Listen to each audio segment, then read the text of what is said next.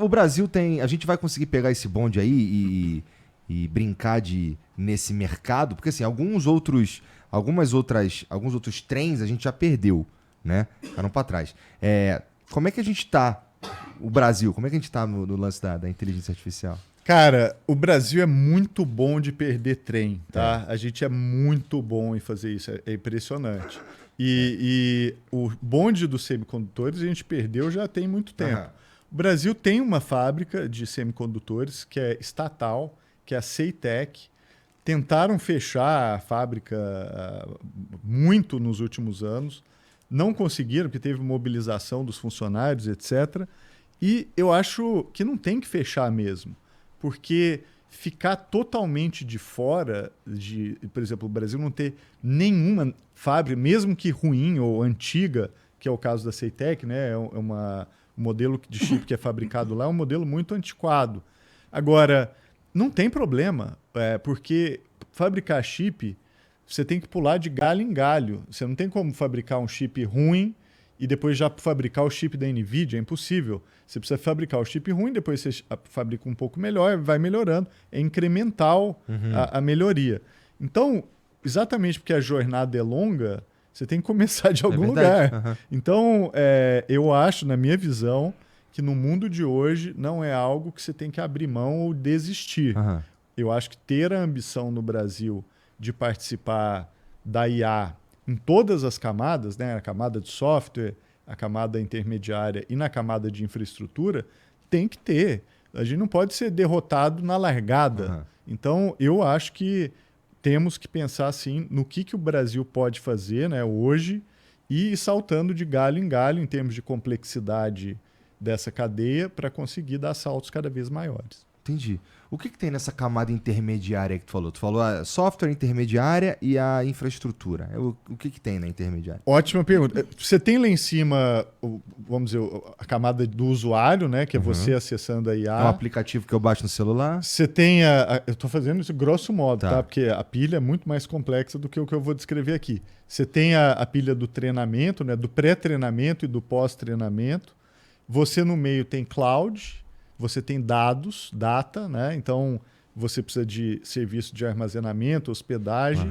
Você precisa de todos os protocolos, né, para esses serviços se conectarem com aplicações. E você tem a infraestrutura física do data center, que gasta muita energia elétrica e consome muita água, tá? Então a IA não é um negócio que as pessoas falam, tá na nuvem. A nuvem, ela é real, e a nuvem traz água. A IA, ela precisa de água e precisa de muita energia. E nesse ponto, isso é até uma oportunidade para o Brasil, porque se tem uma coisa que o Brasil faz muito bem, é a energia renovável. E o que está acontecendo hoje é que a gente está queimando petróleo, carvão e fósseis, combustíveis fósseis, né, para alimentar data center. Isso é uma loucura.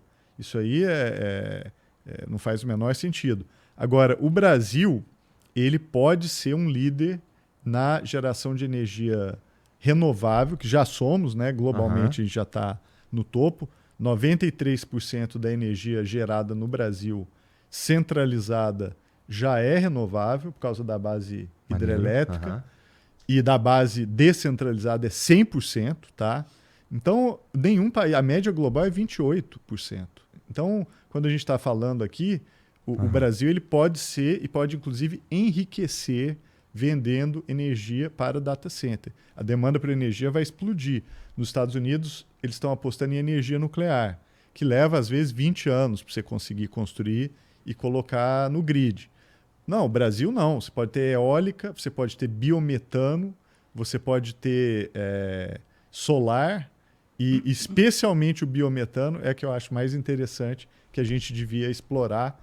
Mas assim, é isso, assim, o país, se tiver a visão, a gente pode ficar rico vendendo energia para essa demanda gigante que os data centers vão trazer. Isso. Vai falar. Não, eu concordo com você, eu acho que você está assim, no ponto preciso da coisa.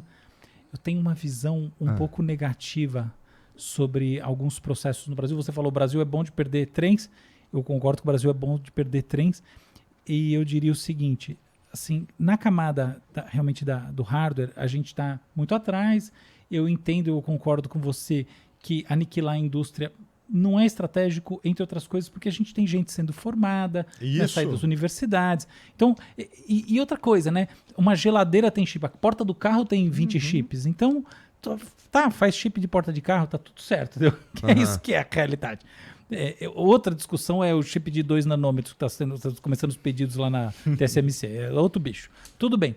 Agora, eu acho que outro dia eu estava num evento, um evento muito, muito bacana, e em que tinha uma discussão importante sobre como a gente traz a inteligência artificial para a vida das pessoas no país, como a gente incorpora. E aí eu falei um negócio assim...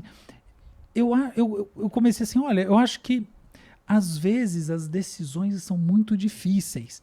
E eu vou trazer uma decisão difícil aqui, um dilema, tá? E os dilemas, enfim, eles permeiam as nossas vidas. Então, por exemplo, o PL da inteligência artificial. Já vou botar logo o elefante na sala. Boa. O PL da inteligência artificial é lindo.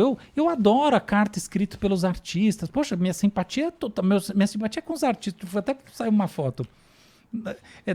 Sabe, claro que claro que eu estou a favor da Maria Bethânia, não de um capitalista americano, não tenho nem dúvida disso. Mas o PL da inteligência artificial no Brasil, ele é o que, na minha leitura, até eu queria depois saber a sua, que vai ser muito bom, inclusive se você discordar de tudo, que o advogado é você, mas a minha leitura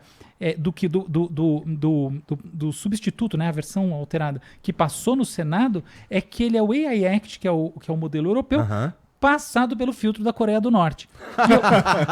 E eu vou dizer por quê. A minha leitura é a seguinte, que no mundo jurídico, silêncios falam. Isso é muito importante. Então o AI Act, ele diz que, por exemplo, todas as obras usadas para treinar o modelo têm que ser listadas. Pronto. E ele não fala explicitamente que você deve remunerar os autores. Mas como está tudo listado, o que está implícito? Você tem um autor relevante, então é o The Guardian. O The Guardian vai falar, meu amigo, você vai me pagar ou você vai perder na justiça e ponto final. Agora, você tem um cara que escreveu um blog, ou por exemplo, ele põe post no LinkedIn, ele não vai entrar nessa discussão, entendeu? Porque ele não vai ganhar, não vale o custo. No Brasil, a cláusula é explícita. Então diz assim, eu esqueci as palavras, mas é basicamente assim, todo autor, tem que ser remunerado. Qualquer coisa assim, completamente on the nose. Não lembro as palavras, mas é um negócio assim. On the nose. Pronto. Então isso significa que E outra coisa, se o sujeito quiser tirar o conteúdo do modelo, dar um opt-out, ele pode. Então quer dizer, eu gastei, vamos dizer que eu fui tão econômico quanto a DeepSeek, eu gastei 35 milhões de reais, 40 milhões, uma merreca dessas, mas que para muita gente é algum dinheiro, 40 milhões é pouco, mas para os outros é bastante. Então, o cara foi lá, gastou 40 milhões de reais, e aí surgiu um cara que tem um blog e fala assim, não, treinou com o meu blog, tira, eu tô vendo aquele listado, faz de novo. Mas com essa cláusula simpática, você acabou de matar a indústria. É verdade. Então, entendeu? Então, e olha como esse lance dos dilemas é interessante, porque é óbvio que eu entendo que os artistas têm que ser remunerados, mas a gente tem que entender que, às vezes, você não precisa colocar tão assim, porque quando você põe todo mundo no barco, que também, óbvio que eu tenho essa simpatia por todo mundo no barco, você acaba terminando numa situação que você não vai ter a tal da indústria. É isso. É isso. Um outro exemplo da mesma coisa. O Brasil, infelizmente, ou felizmente, para mim é mais infelizmente, o Brasil, ele é um expoente na produção de armas. É bizarro, mas é verdade. Tem megas empresas que produzem armas. Tem armas, balas nossas estão usadas nos diferentes conflitos. Tem bala nossa na Ucrânia, tem bala nossa lá em Gaza, tem bala onde você procurar. O Brasil é bom disso, tá bom? E o Brasil é bom na indústria aérea. Aeroespacial. O Brasil tem empresas grandes, que não são só exatamente brasileiras, como a Embraer, é mega indústria. O PL da inteligência artificial, ele traz no mesmo pacote uma discussão que é se o blog do senhor Nilson, ele precisa ser monetizado pela empresa de IA, que é, sabe, um papo assim, e a proibição sobre o desenvolvimento de armas autônomas. Os europeus, que não são bobos nem nada, não botaram esse papo lá. Por quê? Porque isso você vai discutir na ONU, você vai discutir com todo mundo. É um jogo que você não se voluntaria para ser o exemplo da maioria. É tolice fazer isso. E no caso do Brasil, olha só, Quer dizer que a Embraer... Tolice é uma palavra deliciosa, né? Delícia, Nossa, né? cara. Tolice. Você é um Eu peguei esse tolo. negócio com o Vinícius Mota lá da Folha. Muito Ele bom. falou assim, o cara é um tolinho. Assim, eu acho tão genial. Que é Muito bom. tolinho, entendeu? Então você não se voluntaria para dizer, não. Por quê? Porque pensa na Embraer desenvolvendo a próxima geração dos seus aviões. Óbvio que piloto de avião devia procurar começar a pensar... seu filho quer ser piloto de avião, é melhor ele começar a pensar em oportunidades. Porque é uma coisa que... É óbvio que você tem que botar um sistema autônomo que vai funcionar muito melhor. Porque uma máquina custa bilhões ali e é um negócio super sério. Então, você tem um avião e ele tem um dispositivo, por exemplo, um avião que monitora fronteiras. Que se atirarem nele, ele atira de volta, ele é classificado como uma arma autônoma. Na verdade, se ele dirige sozinho e ele tem alguma arma, ele é arma autônoma. Se ele explode de uma maneira diferente quando abatido, ele já é arma autônoma. E o Brasil não vai poder fabricar, então a questão não é nem usar. Então tem 40 mil pessoas nessa indústria. Entendido. Então são essas coisas que a gente tem que entender, sabe, com uma visão um pouco mais nua e crua. Total, a gente olha pra isso daí como assim, isso aqui obviamente é bom, porque ó, é ruim Claro, tomar quem quer arma arma? que mata. Eu não quero arma autônoma. Sabe o Robocop das guerras matando as pessoas em cidades, países subdesenvolvidos. Tá, filme distópico, eu conheço, ninguém quer. Não, sou completamente contra. Mas a gente tem que entender como a coisa funciona de verdade do ponto de vista de país, porque na prática o que a gente faz é matar indústrias e tal, e depois ficar tentando pensar como é que a gente poderia fazer, como é que a gente poderia ter feito diferente. A gente escreve um monte de livros para dizer como é que poderia ter feito diferente. O último comentário em cima disso. Olha só uma coisa, como as coisas são curiosas. Armas atômicas. Armas atômicas são uma catástrofe. Da merda do mundo. O mundo passou décadas de tensão. Hiroshima, Nagasaki, todas as terrores da humanidade. E a Guerra Fria foi um inferno de tensão. Mas tem um lado engraçado. Por quê? Tanto os Estados Unidos quanto a União Soviética tinham armas autônomas, eles só fizeram proxy wars, ou só guerras através de representantes muito menores. Não entraram em guerra um com o outro, porque eles sabiam o custo daquilo do ponto de vista do seu próprio país. Porque se o mundo vai acabar, você vai acabar junto. Então, curiosamente, quando os teóricos da guerra, que a guerra é um assunto que você sabe que eu adoro esse assunto, vão falar sobre armas nucleares.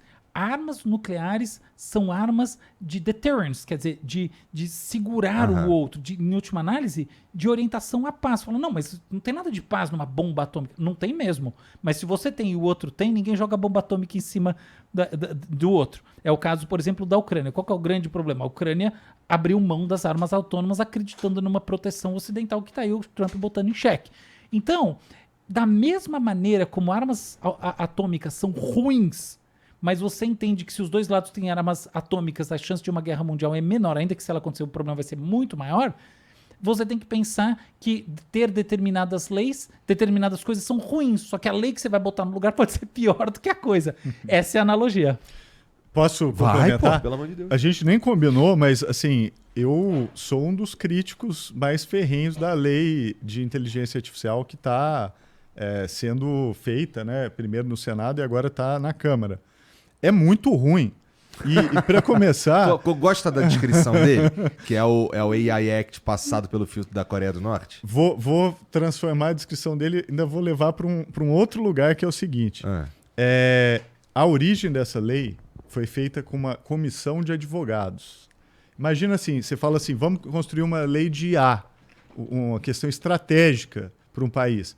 Quem que a gente chama? Não, vamos chamar os advogados. Aí imagina uma sala cheia de advogados com terno, gravado. Falei, e aí, o que nós vamos fazer com a inteligência artificial? Vamos pensar. Vamos cagar a regra. Então, aí a lei brasileira tem 30 páginas. Depende da fonte que você usa, mas mais ou menos assim, 30 páginas. Cara, lei de 30 páginas, você imagina o que tem numa lei de 30 páginas. E a grande coisa dessa lei é que ela é diretamente decalcada da lei europeia. Só que eles a lei se orgulham disso, tá? Então, eles falam isso com orgulho. Então, mas gente, o Brasil fez leis, inclusive participei dessa batalha aqui como Marco Civil. O Marco Civil não foi copiado de ninguém. O Marco Civil a gente que fez. É uma lei brasileira, pelo contrário, depois copiaram o Marco Civil da gente e com muito orgulho, porque o processo do Marco Civil foi aberto, né? Todo mundo pôde participar online, uma lei que levou 7 anos de debates intensos e aí produziu uma lei original que o Sir Tim Berners-Lee, que é o criador da web, até hoje fala, o Marco Civil é o exemplo de legislação que todo país deveria olhar quando está pensando em regulação de tecnologia. Então, assim, compara isso com uma lei que olha para a Europa e fala, não, a Europa encontrou a solução. Como se o Brasil e a Europa fossem parecidos. O Brasil não tem... Não é óbvio, cara. O que esses caras estão fazendo lá, mano? Em Brasília? Pelo amor de Deus, cara. E isso, assim, me deixa furioso, porque não faz o menor sentido. Assim, o Brasil tem que construir uma lei brasileira de IA e não pegar uma lei europeia, que detalhe, tá? Só copiaram a parte regulatória, que é a parte das regras. A parte de fomento da lei europeia, que é a que diz vamos desenvolver uma indústria nacional, vamos criar medidas contra concorrência predatória, vamos criar uma lei aqui que fomente a capacidade competitiva dos países. Essa não foi copiada, não. Só copiou a parte das regras. Então, isso assim é muito complicado. Eu falei isso no Senado, a gente fez contribuições formais para o Senado. O Senado tinha que ter, no mínimo, feito uma audiência pública, uma consulta pública verdadeira, porque não fez. Para participar da consulta pública, você tinha que ir a Brasília ou mandar por e-mail. E aí, quando você mandava por e-mail, eles não publicavam as contribuições. Então, você não sabia o que as pessoas tinham contribuído até a véspera da lei ser aprovada. Eu fui convidado para falar e não tinha ninguém para me ouvir. É mesmo? Não. Eu falei por Zoom, né? Eu falei por Zoom. Sabe quanto tempo eu tive para falar? 10 minutos. Eu tive 10 minutos também e não tinha ninguém para prestar atenção. Nada. E não sei o seu caso, mas fizeram alguma coisa com o que você falou? Claro que o não. que eu falei foi inútil. Foram 10 minutos que eu perdi na minha vida. Podia estar dormindo, né? Ou podia estar no Instagram. Era um tempo muito melhor empregado fazendo scrolling no Instagram. Doom scrolling. Doom scrolling e ficando deprimido ali do que participando, porque ninguém ouviu. Então, assim, essa é a diferença diferente da minha experiência. A gente ri, mas é foda, né? A minha experiência com o Marco Civil é de participação. Qualquer processo legislativo que eu tiver envolvido, eu vou ouvir as pessoas, porque não é só advogado que precisa falar de IA, a gente precisa ouvir os cientistas, a gente precisa ouvir os bibliotecários, os artistas, os sindicatos, precisamos ouvir as universidades, precisamos ouvir a pessoa no dia a dia, porque IA vai tocar a vida de todo mundo. Por que você vai ouvir só um segmento da sociedade brasileira para fazer o protótipo da lei, que são os advogados? Isso não faz o menor sentido. E Ronaldo, por que detalhe, só desculpa, Aldo, eu sou advogado, tá? Mas eu adoro os advogados, mas não nos deixem sozinhos fazendo nada, nem lei de IA, nem qualquer outra coisa. E por que você acha que o negócio acabou se encaminhando dessa maneira? Essa pergunta que eu já fiz para mim mesmo. Por quê? Cara, razões... O quê? Tá falando desse PL específico? Por que ele acabou virando um papo de advogado? Por que ele virou uma cagação de regra, trocando em miúdos? Cara, assim, razões sociológicas das mais não, diversas. Na prática mesmo. Mas na ali. prática, assim, uma não influência... Sei se você pode falar de quem estava... Uma influência muito exacerbada da Europa, e a Europa se apresentando como uma solução simples para um problema que é complexo. Então, na hora de olhar para um problema complexo e ir pelo caminho mais difícil, que é vamos olhar esse problema a partir da perspectiva do Brasil, foi feito assim, não, vamos olhar esse problema e ver o que os outros já fizeram. E quem fez, estava mais bem elaborado, era a Europa, então vamos copiar a Europa. Acho que essa é a principal explicação. Eu vejo de uma maneira diferente, assim, que eu não tenho todos os dados. A minha leitura foi que a primeira versão na Câmara, que eu acho que era 2120, alguma coisa. 2120, sim. O problema todo aconteceu na construção das comissões do 2120, porque naquele momento, que era o momento de desembarque da pandemia, um negócio assim, a coisa estava muito deflagrada, e aí o que aconteceu foi que se criou uma polaridade esquerda-direita. E aí, no final das contas, foi nesse embate que a coisa acabou seguindo um caminho autoritário. Porque, no final das contas, a grande discussão era a relatoria, era quem mandava no PL. Subitamente, o PL se tornou altamente estratégico para diferentes grupos, tanto grupos de políticos à esquerda quanto grupos políticos à direita, e a hora que as pessoas estão querendo debater e dominar a autoria de qualquer coisa do ponto de vista legislativo, todo mundo se deu mal, porque aí, evidentemente, vai se tornar uma moeda de troca ali interna para você poder ter isso. Tanto que ele começou com uma... Quem era o primeiro relator, você lembra? Não lembro. E o 2120 nem era bom, era um projeto fraquíssimo. Era uma merda total. Só que aí substituíram uma merda isso, inofensiva por uma merda problemática. Foi isso. Mas como ele começou muito politizado, todo mundo querendo ser pai da criança... Aí começaram as trocas políticas. Foi esse tipo de jogada. Era assim. Mas todo mundo queria ser o pai do projeto, mas ele não tem. Ele na opinião de vocês, ele é bem aceito pelos usuários, pela sociedade? A gente porque sociedade lê sociedade alguma nem coisa? sabe. Os caras não sabem o que é que se foda. No Marco Civil sabia.